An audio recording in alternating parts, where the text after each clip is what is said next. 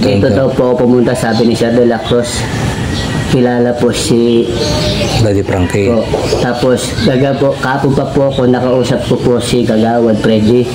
Kapatid po. Kahapon pa kayo dito. Kapatid po ni Daddy Frankie. Ang ginawa po ni Kapitan Johnny Kagawad, doon muna po ako pinag-stay gagabi sa Barangay Hall. Doon po ako natulog. Doon kayo natulog. Tapos kanina umaga po, pinunta po ako ni Kagawad Freddy.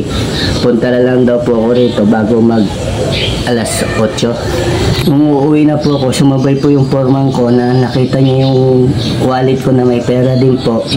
Kinuha niya po yung bag ko, pati lahat ng ID ko, PWD ID, postal ID.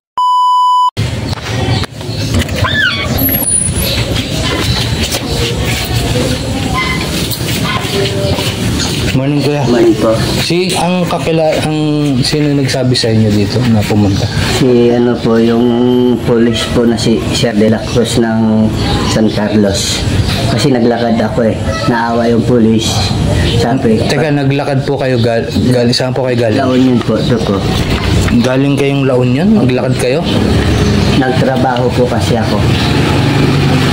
Nagtrabaho po ako sa construction. Helper, 150 araw ko po. Saan kayo nagtrabaho ng construction? Sa Rosario po. Rosario, La Union po. La Union. Tapos, Umalis po ako, 150 po ang araw ko.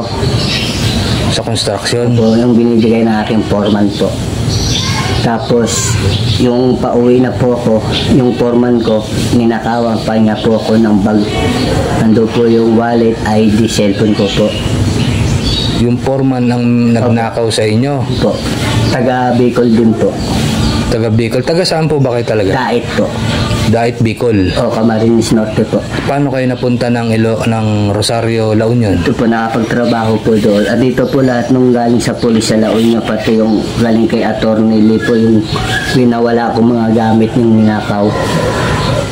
Police report yan? Opo, ito po. Ito yung kay Attorney, yung affidavit of loss po. Affidavit of loss. Yung nawala sa akin, ninakaw sa akin, ang kalagay po dyan si Christian po. Si Christian? Opo, yung nagnakaw po, informan ko po. O pangalan ng foreman nyo, si Christian? Opo, Mendoza po. Ito yung report po na nangyari sa akin sa La Union po. Tapos, pumunta ako sa munisipyo po ng La Union. Binigyan ako referral na para sa DSWD region. Opo. Pagdating sa DSWD region, sabi ko hindi daw po ako putante. Ng La Union? Opo. So, naka-register kayo sa Dait? Ito pa nga po yung referral letter na galing munisipyo ng La Union.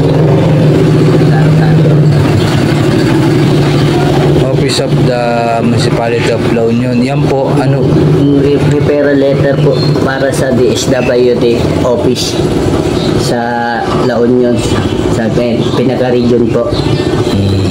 Hindi po ako tinulungan. Kaya ginawa ko po, simula nung petsa 9, naglakad na po ako. Galing La Union hanggang makarating kayo ng San Carlos po. San Carlos. Pagdating San Carlos, nagpahinga po ako doon sa waiting shed. Nakita po ako ng police ni Sir De La Cruz. Inabot niya po ito sa akin. Ito po. Yan po yung binigay na address po ni Barangay Aliaga, Malasiki. po. Daddy Frankie Vlogger. Dito daw po ako pumunta, sabi ni Sir De La Cruz. Kilala po si Daddy Frankie. po. Tapos, kahapon pa po ako, nakausap ko po si Kagawad Freddy. Kapatid po. Kahapon pa kayo dito. Kapatid po ni Daddy Frankie. Ang ginawa po ni Kapitan Johnny Kagawad, doon muna po ako pinag-stay gagabi sa Barangay Hall. Doon po ako natulog. Doon kayo natulog. Tapos kanina umaga po, pinunta po ako ni Kagawad Freddy. Punta na lang daw po ako rito bago mag alas 8. Kaya pinasa po yata video ko. Binidyo na ako kagabi. Sabi ko po, lumalapit lang po na makahingi ng tulong kay Daddy Frankie para ako makauwi. Makauwi ng Dait po. Sa Dait nyo gusto po, sasakay po ako ng Pakubaw. Pagdating Cubao, Super Lines po. Then sige, sabihin natin kung, teka lang kasi, natin kung nakauwi si Daddy Frankie kagabi Uuwi na daw po. Sabi po nandyan daw po sabi po ni Kagawad.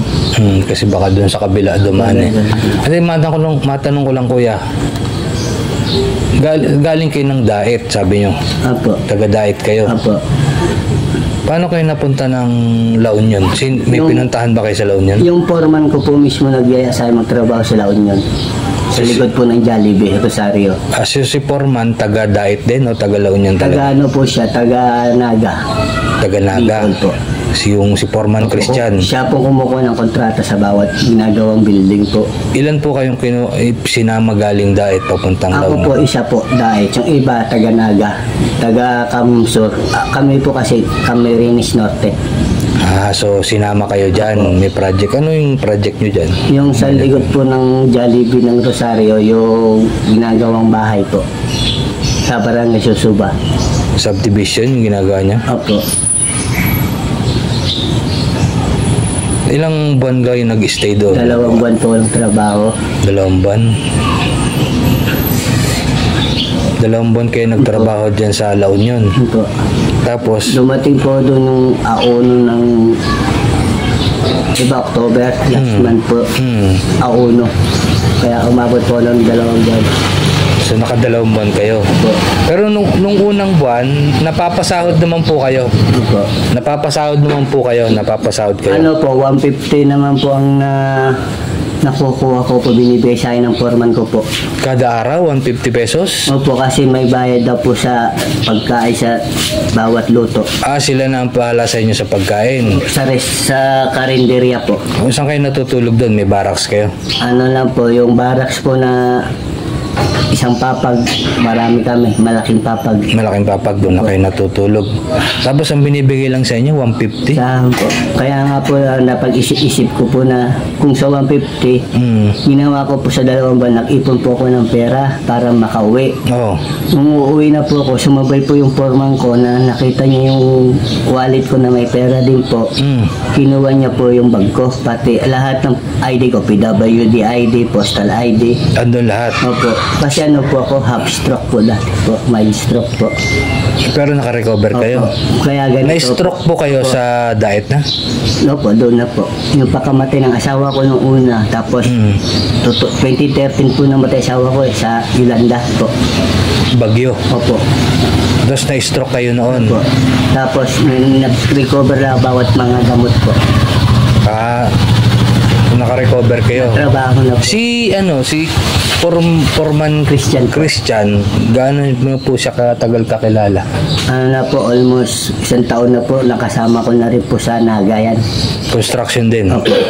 Tapos isinama kayo dito? Opo. Pero alam niya ba na na-stroke kayo? Alam naman niya po, pero sabi niya, helper naman lang po ako. Patulong-tulong. Dito, ano yung pinatrabaho sa inyo dyan sa La Union? Yun po, construction helper po. So nagagampanan nyo naman yung trabaho nyo doon? Kaya lang po, hindi ko po nakakaya dahil 150 po ang araw. Sobrang pagod naman po, mainit pa po. Saglit lang kuya. So yun, kuya, ganito na lang, no? Andiyan pala si boss na lang na si medyo napagod So pararating natin, pasok tayo sa loob mamaya. Sasabihin ko na lang kung ano yung naging problema nyo. And sana makausap kayo kasi talagang pagod si boss. Sa akin lang po sir, kaya po nakipagsapalaran po rito upang magtrabaho para lang po sa aking anak. Nag-iisa po dahil ako lang po tumataguyod po Okay. Dahil pati na asawa ko po. So sige kuya, antayin lang natin mamaya si Daddy Frank. Kaya pasensya na po kayo kasi kapon talagang marami kaming nilakad. Kaya medyo tanghali na nga rin kaming gumising. Sige po, mamaya po tawagin ko siya. Salamat po. Salamat po.